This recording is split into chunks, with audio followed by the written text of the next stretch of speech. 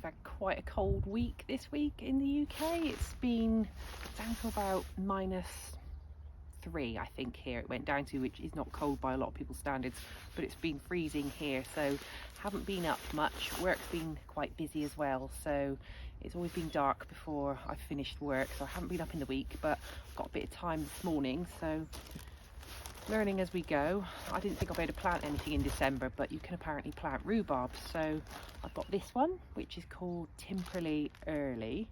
Apparently you can start picking it in sort of early spring, but good things come to those who wait. Can't touch it for the first year, so planning ahead, this is for the following spring. So today what I'm going to do is whip up together one small raised bed and a bit of compost and pop this one in, and that's literally all I've got time for this week. It's all been a bit pushed. Anyway, let's get this done.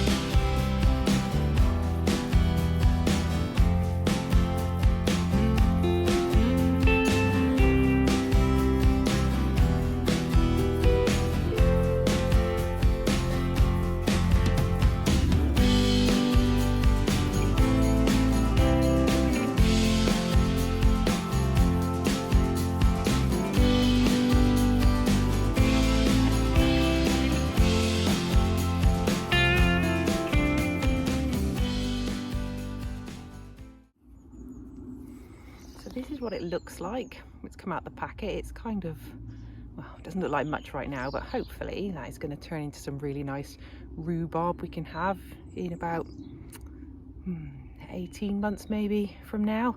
The reason I want to put some rhubarb in is because one of the things about my childhood growing up is my granddad always used to grow it in his garden, so I thought I definitely want to put some of that up here. It wasn't on my plan that I put last week, but we were reminiscing about my granddad and I thought, right, let's get some rhubarb in. So yeah, this one's for my granddad.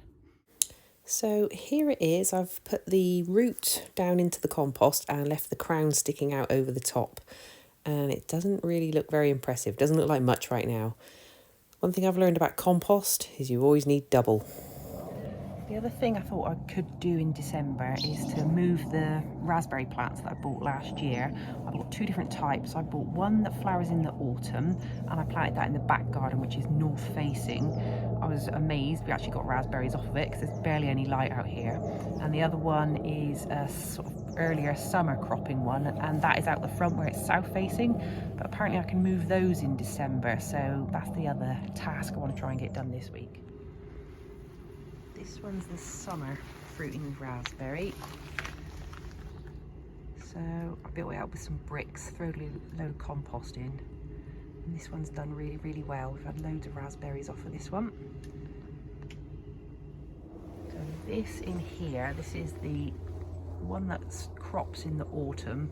So I've got it growing up through this obelisk. It's getting overtaken by jasmine. I need to trim that back. And we did get loads of raspberries on it. I didn't pick the last ones. I left them for the birds. But yeah, what I really would love is if you could just let me know the best way to do this, because if it's supposed to be no dig, how am I going to get that into the ground without digging? Am I going to just have to do another massive raised bed, or is it okay to just dig a hole? I don't know. Let me know. Hello. Hello, Delilah.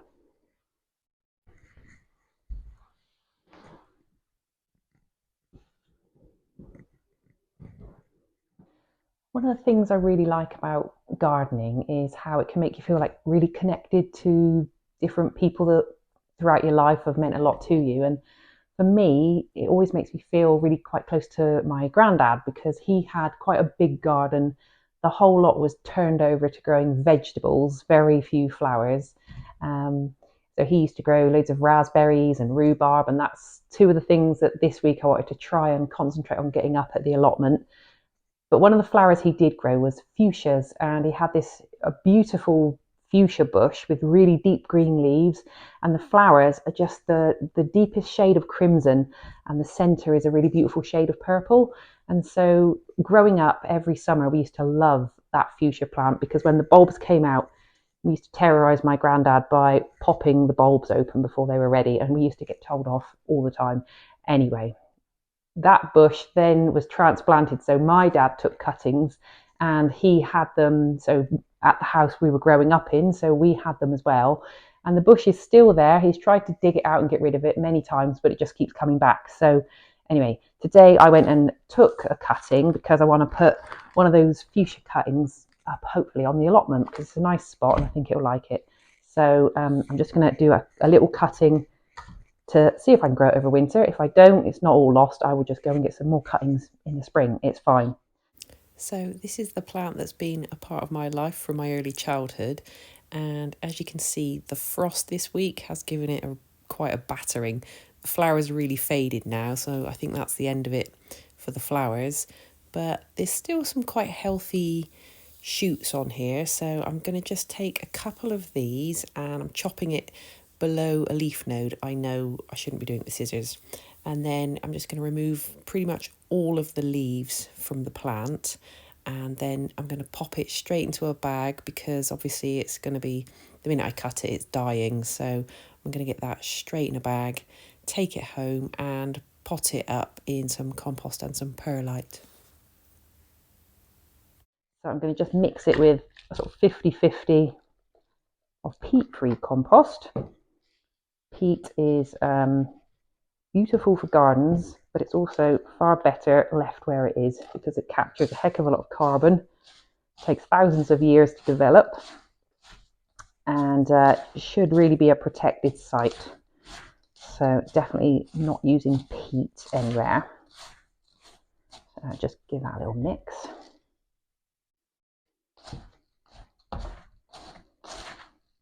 We've actually got peat sites not that far from us where we live, and it is a protected site of special scientific interest, and Nature England have protected it and they are conserving it.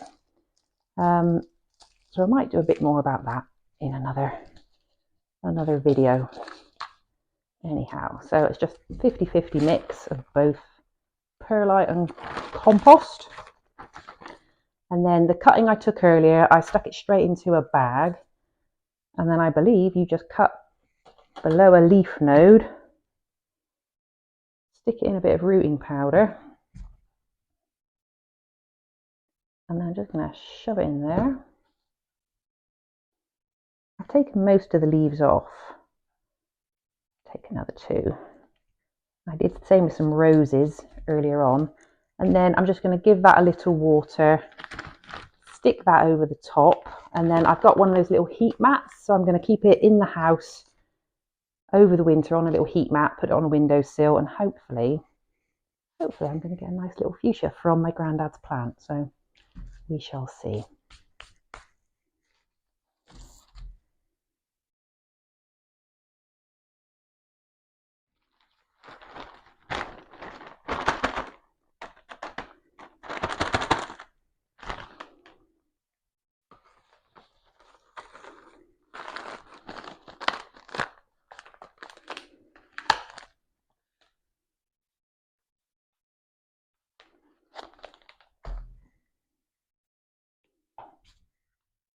So I'm going to leave this here in this little windowsill. It's quite nice and sunny and it's got the heat mat to keep it nice and toasty. So we will see how that goes over the winter. And that's really all I've had time for this week. There's just been so much going on. Anyhow, the rhubarb's in, the raspberries I'm thinking about. I really appreciate if anybody knows the best way to move those up. I'd really appreciate any tips and advice on that one. I'd love it if you'd subscribe and hit the like button if you're enjoying it. Next week, I'm hoping to have a ton of wood chips to get up and get my paths covered. So it's going to be hard work next week. Best get ready for that.